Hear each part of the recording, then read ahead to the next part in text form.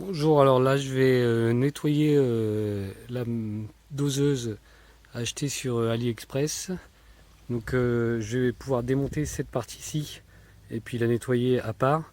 Par contre toute la canalisation là, la pompe et puis cette canalisation là, je vais faire un pré-lavage déjà en raccordant tout ça à un jet d'eau. On voit ici que j'ai une partie quand même de miel qui est perdue. Éventuellement vous pouvez la ramasser en démontant les tuyaux. Mais il n'y a pas grand chose, hein. Il y a un peu plus de 250 grammes là-dedans, pas plus.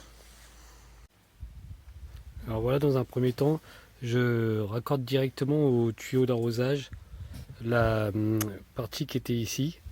Et puis je fais passer de l'eau dans le tube, de l'eau qui ressort jusque dans le seau là, et qui permet de faire déjà un pré-lavage de la pompe et des tuyaux. Je vais devoir démonter ensuite la pompe pour pouvoir nettoyer l'intérieur correctement. Voilà ce qu'on obtient après 5 minutes. On a le tuyau là qui commence à être bien propre. La pompe c'est mieux. Le tuyau là c'est mieux. J'ai envoyé environ 30 litres d'eau peut-être. C'est un seau de 30-35 litres. Moi ce que je vais faire moi après c'est que je vais démonter les vis qui sont ici. Et puis sortir cet engrenage là. Pour pouvoir nettoyer un petit peu mieux comme il faut à l'intérieur. Bien que là c'est déjà pas mal propre. Ça va me permettre de nettoyer aussi le joint torique. Et surtout de faire sécher l'intérieur de la pompe parce que c'est ça qui peut poser problème. Donc je ferai sécher la pompe sans son couvercle. Voilà ce qu'on obtient après le passage au tuyau d'arrosage.